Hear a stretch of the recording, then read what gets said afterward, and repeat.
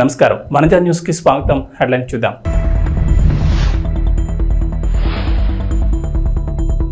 కేంద్రం నుంచి అమరావతికి మరో గుడ్ న్యూస్. ఇతర రాష్ట్రాలతో అనుసంధానించే రహదారుల ప్రాజెక్టులకు గ్రీన్ సిగ్నల్.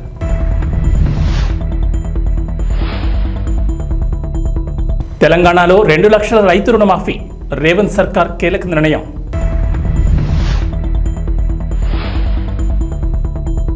పేదల ఇంటి నిర్మాణానికి 5 లక్షలు. అర్హులను గుర్తించే అంశాలపై ప్రభుత్వ అధికారుల ఫోకస్.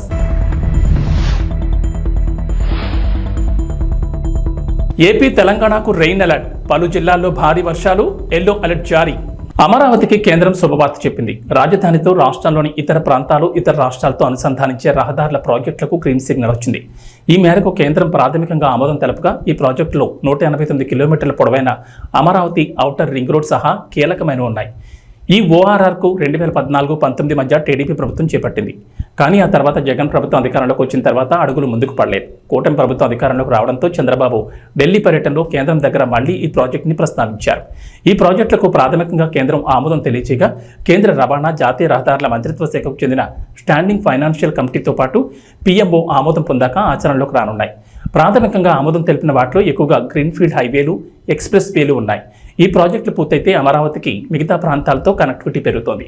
ఈ అమరావతి ఓఆర్ఆర్ భూసేకరణతో పాటుగా నిర్మాణ వ్యయానికి 20 నుంచి 25 వేల కోట్ల వ్యయం అవుతుందని కేంద్రమే భరించేందుకు ముందుకొచ్చినట్లు తెలుస్తోంది.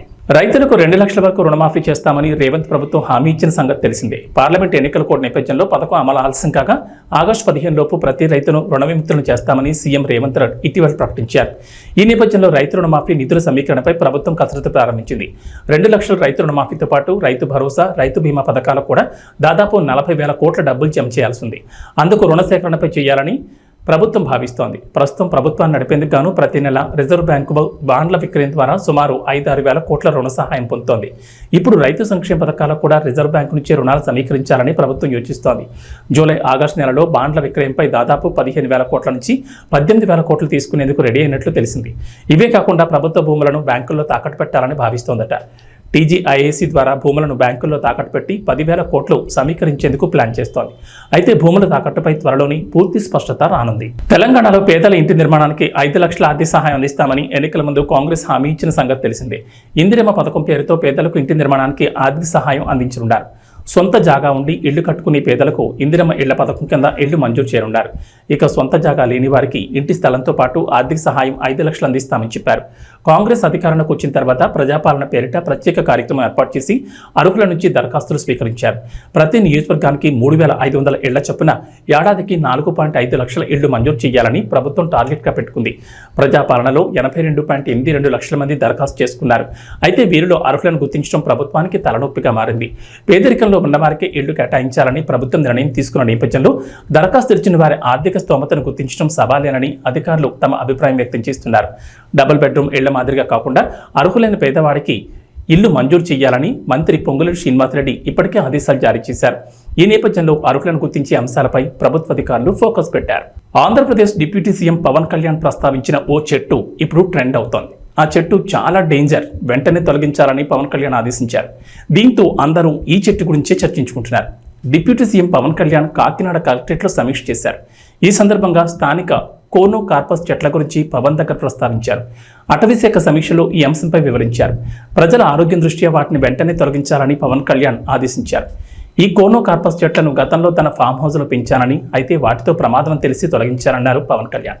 కాకినాడలో మొత్తం 4,602 కానో కార్పస్ చెట్లు ఉన్నట్లు గుర్తించారు. ఈ చెట్లను దశల వారీగా తొలగించాలని డిప్యూటీ సీఎం అధికారులకు సూచించారు. ఈ చెట్లను తొలగించి ప్రజల ఆరోగ్యానికి ఎలాంటి ఇబ్బందులు లేకుండా చూడాలన్నారు. పవన్ కళ్యాణ్ ఆదేశాలతో అధికారులు చెట్లను తొలగించేందుకు సిద్ధమయ్యారు. ఆంధ్రప్రదేశ్ ముఖ్యమంత్రి నారా చంద్రబాబు నాయుడుతో పాటుగా మంత్రులు నారా లోకేష్, పొంగూరు నారాయణ, కింజరపు అచ్చెన్నాయుడు, కొల్లు రవీంద్రతో పాటు టీడీపీ నేతలపై కేసుల్ని సీబీఐ, ఈడీలకు అప్పగించాలని ఏపీ హైకోర్టులో పిల్ దాఖలైంది.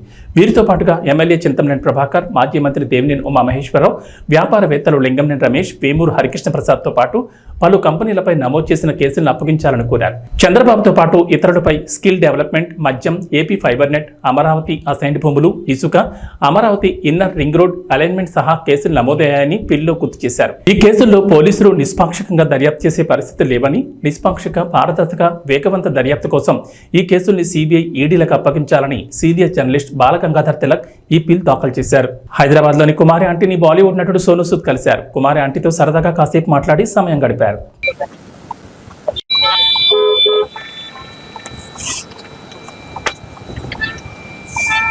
Thank you. Wait a minute, sir. Okay, Harish.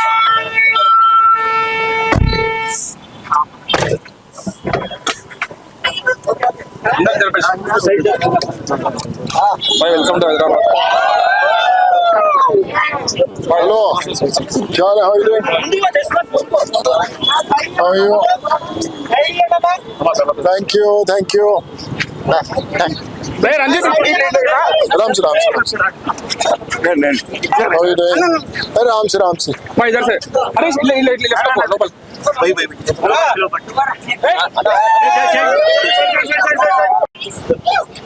Ram se.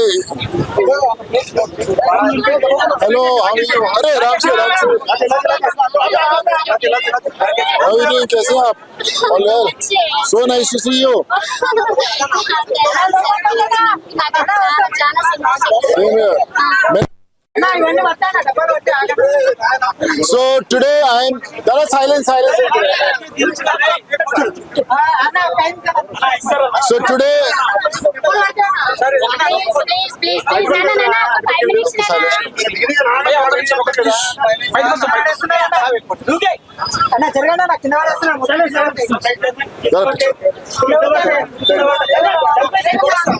So now I'm with Kumari Aunty. You know, we have heard a lot about her. She is a self-made lady. We talk about women empowerment. We talk about how everyone should work hard for the families. Kumari Aunty is the best example. And all the people, all the ladies, all the women across the country, whoever is, going through tough times, she should be an example to follow, that how you can work hard and do good for the family. Kumari Aunty जी, कैसा लग रहा है आज आपको? अच्छे है, बहुत अच्छे. तो आज के वेज है, नॉन वेज है कि दोनों है? पूरा आदमी है, पूरा है. वेज नॉन वेज दोनों है? क्या आदमी को भी बना दिया? थोड़ा हिंदी बहुत अच्छा है. कोई बात नहीं, आपका हिंदी बहुत अच्छा है. नॉन वेज है, वेज है. वेज है? वेज है, नॉन वेज है. तो कुमारी आंटी के हाथ का वेज भी है, नॉन वेज भी है. मैं तो वेजिटेरियन हूँ. और कुमारी आंटी कितने का एक प्लेट? एक plate veg 80 rupees. Veg 80 rupees और नॉन वेज 120 रुपीस. 120 रुपीस. तो भैया मैं तो 80 रुपीस वाला कस्टमर हूँ. तो जो 80 रुपीस का वेजिटेरियन है, मेरे लिए कितने का डिस्काउंट है? फ्री. आज तो लॉटरी लग गया हमारा यार आंटी कुमारी आंटी. अगर आप फ्री बोलोगे तो मैं हर रोज आएगा खाने के लिए. చలేగా. మీరు ఎంతో మందికి హెల్ప్ చేస్తున్నారు. మీరు ఎంతో మంది కంటే ఎంతో మందికి నేను మీకు అసలు ఎంత పెట్టినా తక్కువ అవుతుంది. ఎందుకంటే మీరు అంత మందికి హెల్ప్ చేస్తున్నారు కాబట్టి నాకు కష్టం వచ్చినప్పుడు కూడా మీరు అలా ఫోన్ చేసి నాకు అలా ఓదార్పు చెప్పినప్పుడు కూడా నేటి నుంచి విజయవాడలోని దుర్గగుడిపై ఆషాఢం సారీ మహోత్సవాలు జరుగుతున్నాయి. వచ్చే నెల 4 వరకు కార్యక్రమం జరగనుంది. ఇవాళ దుర్గమ్మకు ఆలయ ఉద్యోగులు సారీ సమర్పించనున్నారు.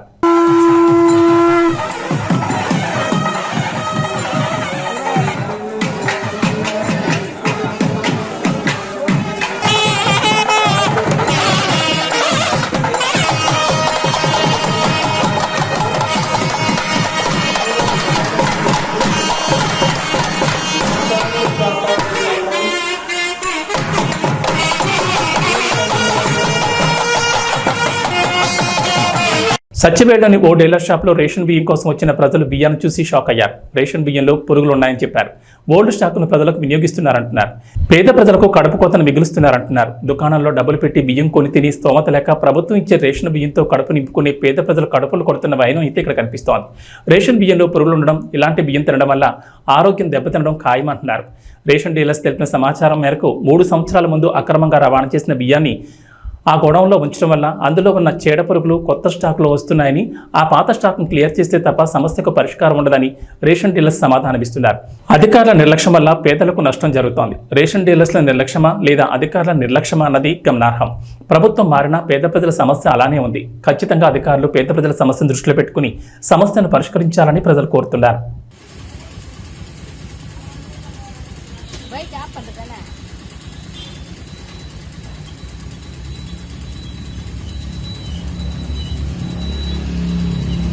కర్నూలు జిల్లా కౌతాడ మండలం ఉరుకుంద గ్రామంలో వెలసిన ప్రముఖ పుణ్యక్షేత్రమైన శ్రీ ఉరుకుంద ఎర్రన్నస్వామి దేవాలయంలో భక్తులు సమర్పించే టెంకాయలు కొబ్బరి చెప్పులకు ఆన్లైన్ టెండర్ మరియు బహిరంగ వేలంపాట ఈ నెల 20వ తేదీన నిర్వహిస్తున్నట్లు డిప్యూటీ కమిషనర్ మరియు ఎగ్జిక్యూటివ్ ఆఫీసర్ హెచ్జి వెంకటేష్ పేర్కొన్నారు.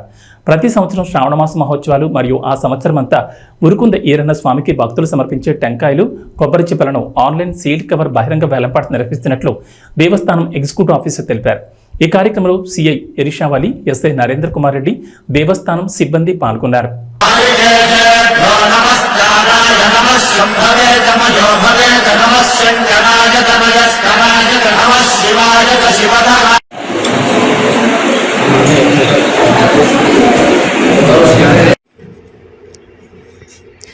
ప్రతి సంవత్సరము దేవస్థానంలో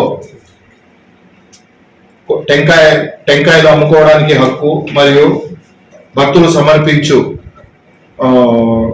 కొబ్బరి మొప్పులను సేకరించుకునే హక్కు ఒక సంవత్సరం కాలానికి, అంటే ఈసారి శ్రావణ మాసం కవర్ అయ్యేటట్టుగా 11 నెలలకు పెట్టడమైనది. అందులో ఆన్లైన్ టెండరు, సీల్డ్ టెండరు, బహిరంగ వేలం నిర్వహించడమైనది. ఆన్లైన్ టెండర్లో ఎవరు పాల్గొనలేదు, బహిరంగ వేలంలో కూడా ఎవరు పాల్గొనలేదు. సీల్డ్ టెండర్ లో ముగ్గురు పాల్గొన్నారు. ముగ్గురులో ఒకరు డిస్క్వాలిఫైడ్ అయినారు డిపాజిట్ కట్టినందుకు. ఇంకా 2 వాటిలో ఒకరు వచ్చేసి రామన్న గౌడ్ అని, ఆయన హైయెస్ట్ బిడ్ గా 75,699 రూపాయలకు కోట్ చేశాడు. కండిషన్స్ ప్రకారము సీల్డ్ టెండర్ తెరిచిన వెంటనే డబ్బు చెల్లించాలి. కానీ ఇంతవరకు ఆయన చెల్లించినందుకు మేము ఆ టెండర్ క్యాన్సిల్ చేస్తూ మళ్ళీ ఈ నెల 20వ తారీఖున పునః టెండర్ మేము ఇన్వైట్ చేస్తున్నామండి. ఓం నమస్తే. గజ్వేల్లో క్యాసారం రోడ్డు వద్ద ఇన్స్పెక్టర్ సైదా పోలీసులు సిబ్బందితో కలిసి విస్తృతంగా వాహనాలు తనిఖీ చేస్తూ డ్రంక్ అండ్ డ్రైవ్ టెస్టులు నిర్వహించారు. ఈ సందర్భంగా మాట్లాడుతూ మద్యం సేవించి వాహనాలు నడపొద్దని సూచించారు. వాహనదారులలో ప్రజలలో మార్పు వచ్చినప్పుడు మాత్రమే రోడ్డు ప్రమాదాలు తగ్గుతాయని తెలిపారు. రోజు రోజుకి వాహనాల రద్దీ పెరుగుతోందని దాన్ని దృష్టిలో ఉంచుకుని సేఫ్టీ సెక్యూరిటీగా డ్రైవింగ్ చేయాలని సూచించారు.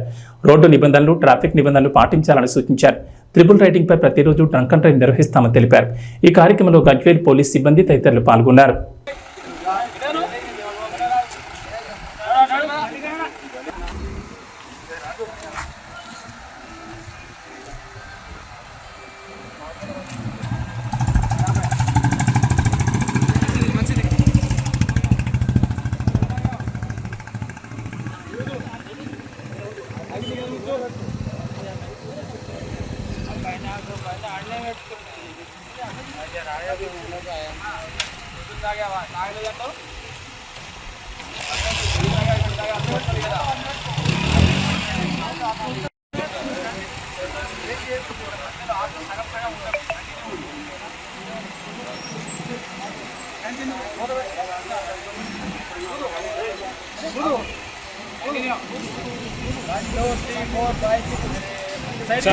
సార్ అబ్బా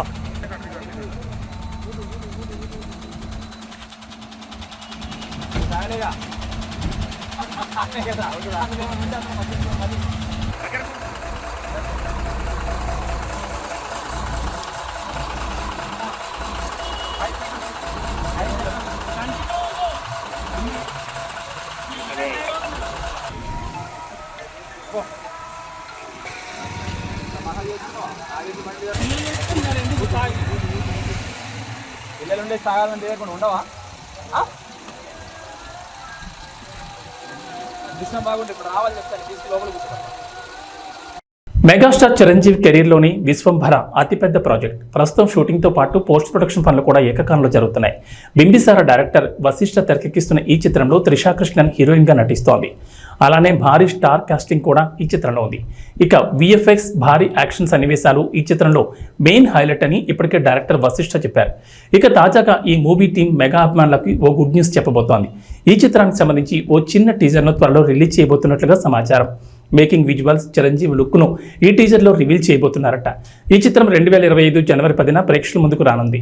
మరి ఈ టీజర్ వేరే రేంజ్లో ఉంటే మాత్రం సినిమా ప్రీ రిలీజ్ బిజినెస్ గట్టిగానే జరిగే అవకాశం ఉంది. ఎంఎం కీరవాణి ఈ సినిమాకి సంగీతం అందిస్తున్నారు. ఇక ఈ సినిమాలో బాలీవుడ్ చెందిన కునాల్ కపూర్ కూడా ఓ పవర్ఫుల్ రోల్లో నటించబోతున్నారు. ఈ విషయాన్ని ఇటీవలే మూవీ టీం ప్రకటించింది. అయితే ఆయన ఏ పాత్రలో నటిస్తున్నారనేది మాత్రం చెప్పలేదు.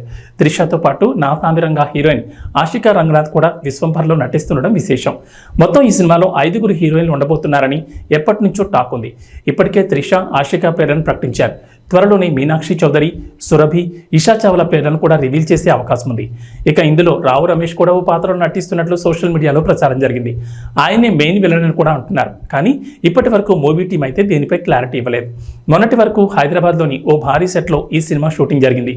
జూలై చివరి నాటికి ఈ సినిమా షూటింగ్ కంప్లీట్ చేయాలని వశిష్ఠ అనుకుంటున్నారు. ఇప్పటికే చాలా యాక్షన్ సీక్వెన్స్ల చిత్రీకరణ పూర్తయిందని సమాచారం. విజువల్ ఎఫెక్ట్స్కు ప్రాధాన్యం ఎక్కువగా ఉండే ఈ సినిమాను 200 కోట్ల బడ్జెట్తో నిర్మిస్తున్నారు. సోషియో ఫ్యాంటసీ జోనర్లో చిత్రం రాబోతోంది.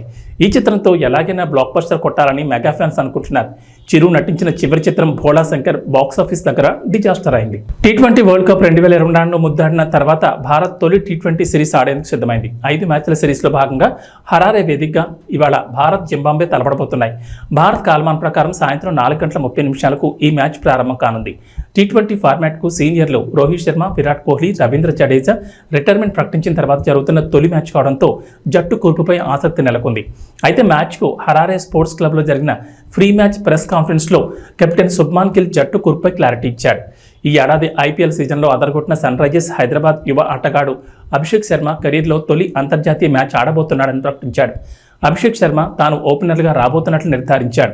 మొదటి 2 మ్యాచ్లకు యశస్వి జైస్వాల్ అందుబాటులో లేకపోవడంతో అభిషేక్ ఓపెనర్గా అవకాశం దక్కిందని వివరించాడు. IPL 2024లో అభిషేక్ శర్మ అద్భుతంగా బ్యాటింగ్ చేశారు. ఏకంగా 204.21 స్ట్రైక్ రేట్తో 500కు పైగా పరుగులు బాదాడు. ఇక Chennai Super Kings captain Ruturaj Gaikwad కీలకమైన 3వ స్థానంలో బ్యాటింగ్ చేస్తాడని కిల్ చెప్పారు. ఇక వాతావరణ విషయానికి వస్తే తెలంగాణలో వర్షాలపై హైదరాబాద్ వాతావరణ కేంద్రం అధికారులు అలర్ట్ ఇచ్చారు. నేడు రేపు రాష్ట్రంలో విస్తారంగా వర్షాలు కురుస్తాయని చెప్పారు. నైరుతి రుతుపవనాల ప్రభావంతో రాష్ట్రంలో విస్తారంగా వర్షాలు కురుస్తాయని వెల్లడించారు. పలు జిల్లాల్లో భారీ వర్షాలకు ఛాన్స్ ఉందన్నారు. నేడు వికారాబాద్, సంగారెడ్డి, మెదక్, కామారెడ్డి, వనపర్తి, నిజామాబాద్, జగిత్యాల, సిరిసిల్ల, సిద్దిపేట, గద్వాల్, నారాయణపేట జిల్లాల్లో భారీ వర్షాలకు ఛాన్స్ ఉందన్నారు. ఈ మేరకు ఆయా జిల్లాలకు హైదరాబాద్ వాతావరణ కేంద్రం అధికారులు ఎల్లో అలర్ట్ జారీ చేశారు. అటు ఏపీలో వర్షాలు కురుస్తాయంటోంది వాతావరణ శాఖ. నైరుతి రుతుపవనాల సమయంలో రాష్ట్ర వ్యాప్తంగా ఎండలు మండిపోయాయి. వేడి వాతావరణంలో ప్రజలు ఇబ్బంది పడ్డారు. అయితే తూర్పు మధ్య బంగాళాఖాతంలో ఉపరితల ఆవర్తనం కొనసాగుతుండగా గుజరాత్, కర్ణాటక తీరాల వెంబడి ద్రోణి విస్తరించింది. ఈ ప్రభావంతో రాబోయే 3 రోజుల్లో ఉత్తర కోస్తాలోని కొన్ని జిల్లాల్లో భారీ వర్షాలు కురుస్తాయని వాతావరణ శాఖ అంచనా వేస్తోంది. రాయలసీమ, దక్షిణ కోస్తాలో కొన్ని ప్రాంతాల్లో తేలికపాటి నుంచి ఓ మోస్తరు వర్షాలకు అవకాశం ఉందంటున్నారు వాతావరణ శాఖ అధికారులు. ఏబీ బులెటిన్ విశేషాలు. నమస్కారం.